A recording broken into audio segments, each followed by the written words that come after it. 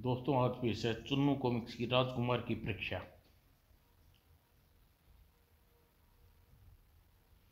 ये क्या चित्र है दोस्तों।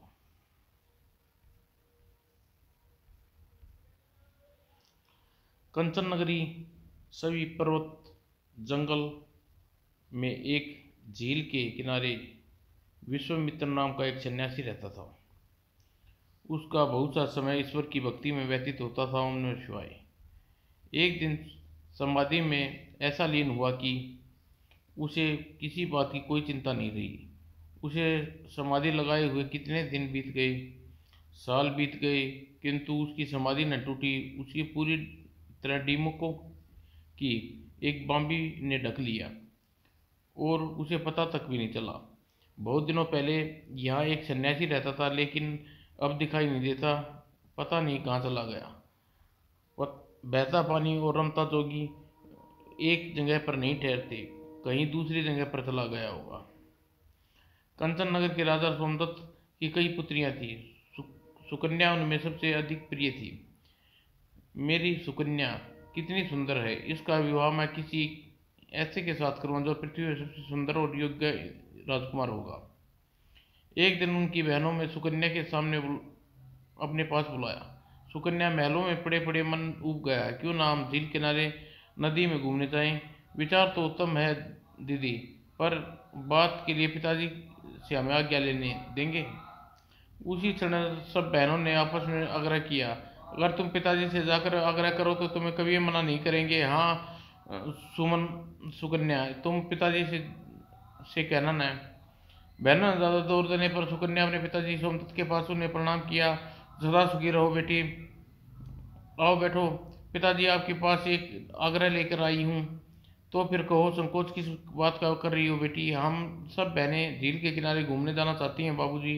पिताजी, जरूर जाओ बेटी, हम भी तुम्हारे साथ घूमने चलेंगे, यह तो बहुत अच्छा रहेगा। दूसरे दिन राजा सोमदत्त अपनी बेटियों के साथ, सखियों के साथ और बहुत से नौकरों चाकरों के साथ लेकर झील की ओर चल दिए। झील के किनारे पहुंचकर जंगल में उसे एक जगह अपना डेरा डाल दिया। बेटी, अब हम आराम से प्रगति के सौंदर्य का अवलोकन करें। देखो पिताजी, कितनी सुंदर जगह है। सुकन्या अपनी सखियों और बहनों के साथ जंगल घूमने निकल गई पड़ी। सुकन्या अपने धुन में आगे बढ़ती जा रही थी। चलते चलते उसे विश्वामित्र की कुटिया के पास पहुंची। अब सब लोग कहाँ गए। तभी उसने मिट्टी किसी मिट्टी के सुंदर करवंदे को उसका ध्यान खींचा। ओह, मिट्टी का कैसा ढेर है। कुछ देर उसके समीप पहुंची। अरे, यह तो डीमको की भी बाम्बी है, लेकिन इसके अंदर यह क्या चमक रहा है। सुकन्या ने उस बाम्बी के चमकने वाली चीज को बहुत करीब से देखा। कहीं ये जुगनू तो नहीं।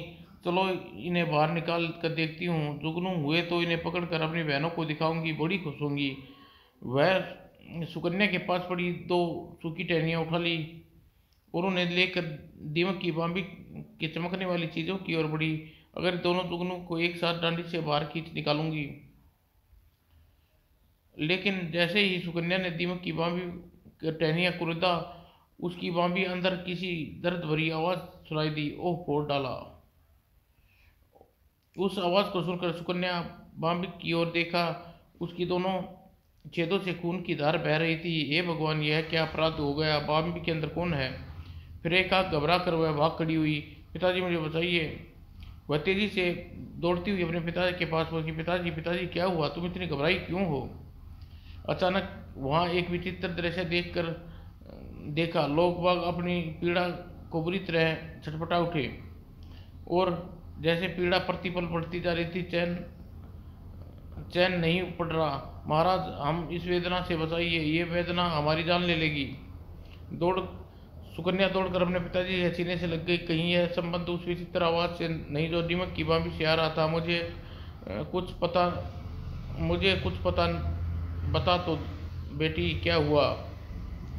तभी राजा ने आसमानित सैनिकों को घबरा कर देखा, जिसके कारण उसे आदमी की वेदना बिल्कुल होकर छटपटा रहे थे। महाराज, हम लोगों को ऐसे नहीं पीड़ा के मरे जा रहे हैं, उपाय कीजिए। यह जंगल में क्या उपाय यह जंगल में क्या उपाय कर सकता हूँ। भाइयों, चलो महल की ओर लौट चले, वहीं कुछ कर सोचूंगा। उन लोग पीड़ा लोग उन लोगों की पीड़ा देखकर सुकन्या सोच में पड़ गई। मुझे यह किसी का भी श्राप लगता है। कुछ ही देर में तंबू उखाड़ लिया गया और सभी उसी दिन राजा अपने नगर लौट आया पड़ा। नगर पहुंचते ही सबसे पहले महामंत्री कौशल्य को बुलाया और सारी घटना बताकर आदेश राजा ने आदेश दिया। जब यह घटना घटी तो उस समय हम लोग ने स्वामी विश्वामित्र के आश्रम के निकट डेरा जमा रखा था। तुम फौरन जाकर पता लगाओ किसी व्यक्ति ने स्वामी विश्वामित्र को रुष्ट तो नहीं कर दिया। जो आज्ञा महाराज, मैं अभी जाकर पता लगाता हूँ। उधर राजकुमारी सुकन्या अपने कक्ष में अकेली बैठी सोच रही थी। दीपक की बामी में आली वाली घटना पिताजी को बता देनी चाहिए। इसी सोच विचार में पड़ी सुकन्या रात भर नहीं सो सकी। दूसरे दिन सुकन्या अपने पिताजी के कक्ष में पहुंची। पिताजी, मैं आपसे कुछ एक बात बताना चाहती हूँ। हाँ बेटा, कहो। पिताजी, झील के पास मैंने दीपकों की बामी देखी थी। उसके अंदर दो चमकीली जड़ी हुई जो जुगनों की तरह चमक रही थी। फिर क्या हुआ? मैंने उन जुगनों समझकर बामी से बाहर निकालने चाहा, लेकिन उसमें एक बारीक सी टहनी से क्रोच दिया। फिर बेटी, फिर मैंने टहनी को क्रोचते ही पहले तो बाम्बी में एक दर्द भरी आवाज़ निकली, फिर बाम्बी के अंदर दो छेदों से खून की धारा बहने निकली। ओह! मैं डर कर भाग आई, आपके पास चली आई। डरो नहीं बेटी, मैं स्वयं झील के तरफ जाकर इस बात का पता लगाऊंगा। उधर महामंत्री ने सैनिकों के साथ अपने पास बुलाया और उसकी जांच पड़ताल शुरू कर दी। क्या तुम लोगों ने किसी स्वामी विश्वामित्र को तंग किया है? नहीं, हम लोग तो स्वामी विश्वामित्र को वहाँ देखा भी नहीं। अगले दिन राजा और मंत्री अन्य लोगों के साथ झील के लिए रवाना हुए। थोड़ी देर बाद अपने साथियों को झील पर पहुंचकर उस डिमक की बामी को खोजने में निकल पड़े। अचानक ही उनकी नज़र स्वामी विश्वामित्र के शरीर से चिपके हुए डिमकी की बामी की ओर गई। ओह, तो यह बात है। अब सुकन्या के अपराध का आसानी से अनुमान लगा सकता हूँ। तब राजा घोड़े से उतरकर स्वामी विश्वामित्र के पास पहुंचे। उसकी दशा देखकर चौंक पड़ी। उफ, यह मेरी बेटी के हाथों कैसा अपराध हो गया। राजा सोमदत्त ने अपने दोनों हाथों जोड़कर स्वामी विश्वामित्र के सामने खड़ा हो गया। मुझे क्षमा कर दे करो स्वामी, मुझसे क्षमा करो। कौन हो तुम? मुझे किस बात की क्षमा मांग रहे हो? मैं कंचन नगर का राजकुमार सोमदत्त हूँ। मेरी बेटी सुकन्या के भूल से आपकी आंखें के जुगनू समझ कर अनजाने में टहनी से क्रोच दिया डाला, जिसके कारण आपकी आंखें जाती रही। ओह, तो यह काम तुम्हारी बेटी ने किया। राजन, कृपा उसका यह अपराध क्षमा कर दें और अपना श्राप वापस ले लें। लेकिन मैंने तो किसी श्राप दिया ही नहीं राजन। असल में तुम आपकी बेटी के दुष्कर्मों का फल भोग रहे हो। असल में तुम अपनी बेटी के दुष्कर्मों का फल भोग रहे हो राजन। उसने उसने अंधा कर बनाकर मेरी समाधि तोड़ डाली, वर्षों से तपस्या में भंग कर दी। मैं इस बात को स्वीकार करता हूँ स्वामी, मेरी बेटी बड़ी भयानक भूल हुई है। भूल नहीं, पाप को राजन। तो फिर आप पाप को प्रायश्चित का कोई उपाय बताइए स्वामी। आप आज्ञा दे प्रभु, कुछ भी कैसे भी मैं उसे पूरा करूँगा। अब मैं अंधा और बेसहारा हूँ राजन। मुझे किसी व्यक्ति की आवश्यकता है जो मेरी अच्छी तरह से देखभाल कर सके। स्वामी विश्वामित्र की बात सुनकर राजा सोमदत्त कुछ आशाबंदी। महाराज, मैं आपकी सेवा अभी कुछ सैनिक भेज देता हूँ, यहाँ रहकर रात दिन आपकी सेवा किया करेंगे। नहीं राजन, तुम्हें हमारे नौकर चाकर नहीं चाहिए। तो फिर राजन, मैं चाहता हूँ तुम्हारी बेटी आकर मेरी सेवा करे। राजा सुनकर सन्न रह गया। स्वामी जी, मैं इसके लिए तुम्हें 1-2 दिन का समय देता हूँ राजन। राजमहल जाकर मेरी बात अच्छी तरह सोच विचार करना, फिर निर्णय करना। राजन चिंता में डूबकर अपने साथियों और सैनिकों के साथ राजमहल लौट पड़ा। हे भगवान, तुझे मुझे किस विपदा में डाल दिया। नगर पहुंचकर राजा सीधा अपने शयन कक्ष में पहुंचा और सोच में डूब गया। मैं सन्यासी की सेवा के लिए अपनी सबसे प्यारी बेटी को कैसे भेजूं? लेकिन अगले ही पल अगर बेटी को ने पाप किया है तो उसके लिए मेरी प्रजा कष्ट भोगे, यह कहाँ तक उचित है। किसी दुविधा में फंस गया हूँ महाराज। तभी महाराज लौट आने का समाचार पाकर सुकन्या दौड़ी आई। पिताजी, आप कब आए? वहाँ आपने क्या देखा? कुछ नहीं बेटी, इस समय तुम मुझे अकेला छोड़ दो। नहीं पिताजी, कुछ परेशान लग रहे हैं इसलिए आपको सारी बातें मुझे बतानी होगी। बेटी, तुम इस बातों के लिए जिद न करो, अच्छा, वरना मेरी बात सुनकर तुम बहुत दुख होगा। मुझे कोई दुख नहीं होगा पिताजी, आपने तुमको सारी बात बताई है। अगर तुम नहीं मानी तो दोनों दीमकों की बांबी के नीचे स्वयं स्वामी विश्वामित्र थे। बेटी, तुमने जुगनुओं की चमकीली उसकी आंख थी, उप, मुझसे कैसा अपराध हो गया। हाँ बेटी, स्वामी अपनी सेवा में तुम्हें मांगा है, यह मांग उनकी ठीक है पिताजी। बेटी की बात सुनकर राजा दंग रह गए। यह तुम क्या कह रही हो बेटी? ठीक कह रही हूँ पिताजी, मैं उनकी सेवा करूंगी, आखिर मुझसे अपने पाप का प्रायश्चित करना है। लेकिन यह संभव है बेटी? मेरी ऐसी सुंदर राजकुमारी एक बूढ़े सन्यासी की चाकरी करे? पिताजी, आप तो कहा करते थे कि मनुष्य सुंदरता क्षणभंगुर है। यह भी आपने आपने ही सिखाया है कि केवल सत्य और सामंत भी आप किसी समय सत्य से मुंह मोड़ रहे हैं। बेटी, कथनी और करनी में बहुत अंतर होता है, फिर भी जो सत्य है अपनी जगह से अटल है। पिताजी, जैसा मेरा भाग्य में लिखा है वैसा मिलेगा। फिर पिताजी, जो सत्य है अपनी जगह अटल है। पिताजी, जैसे मेरे भाग्य में था उसे मुझे वही मिल रहा है। फिर जैसी प्रभु की इच्छा, शायद तुम मेरी बात, तुम्हारा कल्याण निहित हो। दूसरे दिन भरी सभा में सुना सुकन्या ने प्रतिज्ञा की, मैं शक्ति माँ की सौगंध खाकर कहती हूँ, स्वामी विश्वामित्र की वरुण करूँगी। अगर मेरी बात में तुम्हें सत्यता मालूम पड़े तो सभी लोग क्षण भर के लिए कष्ट से मुक्त हो जाएं। और सुकन्या ने प्रतिज्ञा लेते ही सभी लोग कष्ट से मुक्त हो गए, खुशी दिखाई देने लगे। वाह, मेरी पीड़ा मिट गई, यह चमत्कार हो गया महाराज, हम लोग सब पीड़ा मुक्त हो गए। अगले ही पल अपनी पुत्री और मंत्रियों के साथ राज कर्मचारियों के साथ सुकन्या को स्वामी विश्वामित्र की आश्रम में और रवाना हुए। वर को देने के लिए कीमती उपहार भी लिए, कई नौकर चाकर भी उनके साथ थे। थोड़ी देर बाद वे विश्वामित्र के आश्रम में पहुंचे। राजा हाथ जोड़कर स्वामी जी से उपहार ग्रहण करने की विनती की। स्वामी जी, मेरी ओर से तुच्छ भेंट स्वीकार कर दिए। नहीं राजन, मुझे इन सभी चीज़ों की जरूरत नहीं है, तुम वापस ले जाओ। लेकिन स्वामी विश्वामित्र ने सुकन्या को ग्रहण करने की बात स्वीकार कर ली और उसके लिए उसी समय दोनों ने विवाह संपन्न हो गया। और विवाह हो जाने के बाद सुकन्या ने भी कीमती वसन आभूषण अपने पिताजी को सौंप दिए। पिताजी, ये चीज़ मेरे योग्य नहीं, इसलिए आप इन्हें अपने साथ ले जाइए, अपनी स्थिति के अनुकूल ही वस्त्र धारण करूँ। बेटी, तुम्हारे इस त्याग से मेरा मस्तक गर्व से ऊंचा हो गया। और तब अपनी बेटी को स्वामी विश्वामित्र की शरण में छोड़कर वहां से विदा होने लगा। पिताजी, मुझे आशीर्वाद दीजिए, मैं अपना सही रूप से धर्म पालन कर सकूं। ईश्वर तुम्हारी अभिलाषा पूर्ण करे। बेटी जाओ, तुम सदा सुखी रहो। और राजा के बाद भारी मन से अपने महल लौट पड़ा। उसके बाद सुकन्या तन मन धन उसके पति की सेवा करने लगी और रोज सुबह उनकी पूजा के लिए बगीचे से फूल चुनती, लेकिन यज्ञों में अपना हाथ बटाती। मेरी वजह से तुम कितना कष्ट भोगना पड़ रहा है सुकन्या। कैसा कष्ट? कैसा स्वामी, आपकी सेवा तो असली सुख प्राप्त होता है। और जब खाली समय में मिलता तो वह स्वयं शक्ति माँ की पूजा में लीन रहती। रात्रि के समय अपने पति के चरण दबाती। दूसरों की सेवा करने से नारी को सुख मिलता है, यह मैंने आज जाना, पहले कभी नहीं सोचा था। रात्रि काफी बीत चुकी, अब तुम सो जाओ सुकन्या। पहले आप सो जाइए स्वामी, फिर मैं सो जाऊंगी।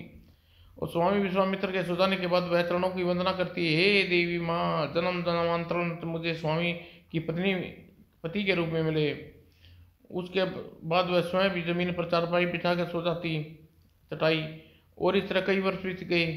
एक दिन देवताओं के वैद्य जुड़वा सैल कुमार तथा उसके जंगल से होकर गुजर रहे थे।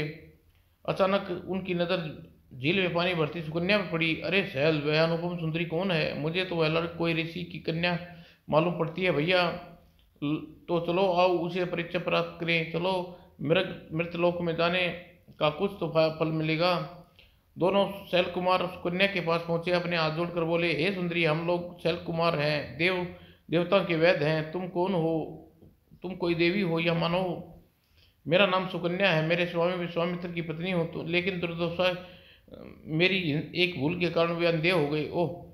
लेकिन देवताओं के वेदों को देखकर सुकन्या के मन में कोई नई आशा जाग उठी। ये देवताओं के वेद हैं, ये जरूर मेरे पति की दृष्टि लौटा सकते हैं, लेकिन इन्हें से कहूँ कैसे? तभी उन्होंने सैल उन कुमारों ने की आवाज़ सुनाई, चौंक पड़ी। तुम्हारे पिता जरूर कोई निष्ठुर व्यक्ति होंगे जिन्हें तुम्हारा विवाह एक अंधे सन्यासी से कर दिया। हाँ, निश्चित रूप से पागल होगा। उन कुमारों की बात सुनी तो हक्की बक्की सी खड़ी उनका मुख ताकने लगी। तुम अपना रूप यौवन इस तरह नष्ट न करो सुकन्या। हम में से किसी एक से विवाह करके तुम सुख पूर्ण जीवन व्यतीत करो। यह सुनते ही सुकन्या आवेश में भर उठी। छी, तुम लोग अपने को देवता और वैद कहते हो, किसी नारी की सतीत्व स्त्री की इस तरह बातें करने तुम्हें साहस कैसे हुआ? इससे पहले मैं तुम्हें कोई श्राप दे बैठूं, तुम यहाँ से चले जाओ। ठहरो देवी, हम सब तुम्हारी परीक्षा ले रहे थे। तब मेरा क्रोध तब तो मेरे क्रोध को क्षमा करें देव। तुम्हारा क्रोध उचित था देवी। अब हम तुम्हें पुरस्कार में तुम्हारा भला करना चाहते हैं। अगर आप लोग मेरा भला करना चाहते हैं तो मेरे पति की दृष्टि लौटा दीजिए। हम तुम्हारे पति की दृष्टि अवश्य लौटाएंगे देवी। हम उन्हें अनंत काल के लिए यौवन भी देंगे। किंतु क्या तुम्हें हम तुम्हें बिल्कुल कामदेव जैसा रूप दे देंगे, मगर तुम अपने पति को पहचानना होगा। उसकी यह सर सुनते ही सुकन्या सोच में पड़ गई। क्या मैं इस परीक्षा के लिए तैयार हो जाऊं? यह सोच में डूबा देख मैं इसमें इतना संकोच। तुम तो सती सावित्री हो, तुम्हारे लिए अपने पति को पहचानना क्या मुश्किल होगा। ठीक है, मैं इसके लिए अपने पति को से अनुमति ले आऊँ, तब आप दोनों यहीं ठहरे हैं। ठीक है, यहीं ठहरे खड़े तुम्हारी प्रतीक्षा करते हैं, तुम वापस लौटना। बस मैं गई और आई, आपको ज़्यादा प्रतीक्षा नहीं करनी पड़ेगी। इतना कहकर छन्या वहाँ से चली गई। आश्रम पहुंचकर उसने सुकन्या को अपने पति को सारा हाल कह सुनाया। मुझे सलाह दे स्वामी, मैं देवताओं से इस परीक्षा के लिए तैयार हो जाऊं? सुकन्या, मेरी आशीर्वाद तुम्हारी और शक्ति माँ की भक्ति तुम्हारे साथ है। अब तुम तुरंत ही उनके पास जाओ। तब सुकन्या अपने अंधे पति को लेकर उन दोनों कुमारों के पास पहुंची। प्रभु देव, दया करें, मेरे पति की दृष्टि और यौवन दीजिए। मैं प्रतीक्षा देने के लिए तैयार हूँ। परीक्षा। ठीक है देवी, तुम अपने पति को झील के जल में ले चलो। झील के अंदर घुसने के बाद हम तीनों पानी में डुबकी लगाते हैं। तुम तीन झील के किनारे खड़े होकर हमारे निकलने की प्रतीक्षा करना। जो आज्ञा देव। इतना कहकर सुकन्या अपने पति को झील के पानी में छोड़कर जैसे ही झील के किनारे पहुंची, तीनों पानी के अंदर डुबकी लगाकर लोप हो गई। थोड़ी देर प्रतीक्षा के बाद तीनों जल से बाहर निकले। तीनों की एक ही शकल सूरत देखकर सुकन्या हैरान रह गई। आई, ये कैसा करिश्मा! ये तीनों तो एक ही रंग रूप के हैं, इनमें तनिक भी फर्क नहीं है। तीनों की आवाज़ सुनाई दी, तुम्हारा पति हूँ मैं, तुम्हारा पति, मैं तुम्हारा पति हूँ। अगले ही क्षण, क्या तुमने मुझे पहचाना नहीं? क्या तुमने पहचाना नहीं? इन तीनों को देखकर सुकन्या दुविधा में पड़ गई। हे देवी माँ, इनमें मेरा पति कौन है? तब सुकन्या ने हार कर शक्ति माँ का स्मरण किया। हे शक्ति माँ, मेरी सहायता कर, अब एक तुम्हारा ही आसरा है। अगले ही क्षण सुकन्या ने कल्पना में शक्ति माँ प्रकट हुई। बेटी सुकन्या, मैं तुम्हारी भक्ति से प्रसन्न हूँ। ध्यान से देखकर अपने पति को पहचानने का केवल मानव ही पलक झपकते हैं। और शक्ति माँ से प्रेरणा पाकर सुकन्या उन तीनों कुमारों के पास पहुंच गई और ध्यान से उन तीनों की आंखों में देखने लगी। तभी पहले वाले युग ने अपनी आंख पलक के झपक दी। यही मेरे पति देव हैं। उसकी पहचान सही थी। अतः लोग उस झील से बाहर निकल आए। उन दोनों राजकुमारों ने सुकन्या को आशीर्वाद दिया। सुकन्या, तुम सचमुच ही महान हो। तुम जैसी सती सावित्री नारी के आगे स्वर्ग के देवता भी अपना शीश झुकाते हैं। तुम्हारा यश इस दुनिया में सदा अमर रहेगा। उसके बाद दोनों शैल कुमार सुकन्या को विश्वामित्र को विदा लेकर आकाश मार्ग में उड़ गई और अपनी आंखों से ओझल होते देख, चलो सुकन्या, अब आश्रम चलिए स्वामी। दोनों अपने आश्रम में लौट पड़े। आश्रम पहुंचने का। सुकन्या, आज से तुम ऐसा उपहार देना चाहता हूँ जिससे तुम प्रसन्न होगी। मेरे पास सब कुछ है स्वामी, जो एक पत्नी को चाहिए, लेकिन फिर भी मैं एक इच्छा शेष है। अगर आप पूरी कर दे तो धन्य हो जाऊंगी। हाँ बोलो, तुम्हारी क्या इच्छा है? पूरी करने को तैयार हूँ। मुझे पिताजी ने बहुत याद आ रही है स्वामी। हम लोग इस रूप में देखकर कितने खुश होंगे, इसका अनुमान शायद आप लगा सके। अच्छा, मैं अभी तुम्हें अपने योग्य बल से देखकर बताता हूँ। और अगले ही पल विश्वामित्र ने अपनी दोनों आंखें बंद मूंद ली। थोड़ी देर बाद उसे आंखें खोली। मैंने योग बल से पता किया है, तुम्हारे हमारे वहां जाने की जरूरत नहीं है, वह स्वयं यहाँ आने आने के लिए चल पड़ी हैं। सच स्वामी। अगले दिन सुकन्या झील के किनारे स्नान करके पहुंची और अपने दूर रास्ते में धूल का गुबार उठते देखा। रास्ते में धूल का गुबार कैसे उठ रहा है? कहीं पिताजी तो नहीं आ रहे? कुछ देर बाद राजा सोमदत्त का रथ घुड़सवार आश्रम की ओर आते दिखाई दिए। पिताजी, मुझे जल्दी आश्रम पहुंचना चाहिए। राजा के साथ उसके अन्य पुत्रियां भी थी, सुकन्या की सखियां सहेलियां भी थी। राजा के आश्रम में पहुंचकर विश्वामित्र अनुयान उनका हार्दिक स्वागत किया। पिताजी, सुकन्या मेरी बेटी, आज तुम्हारी वजह से मेरा मस्तक गर्व से नाच ऊंचा हो गया। उसके बाद अपनी बहनों से मिली। दीदी सुकन्या, तुम महान है। आज संपूर्ण नारी जाति तुम पर गर्व है। तभी विश्वामित्र ने उसे वरदान दिया, जब तक संसार में सूर्य चंद्रमा चमकते रहेंगे तुम लोग सती सुकन्या के नाम से पुकारेंगे। मैं धन्य हो गई स्वामी, मेरा जन्म सफल हो गया। समाप्त दोस्तों।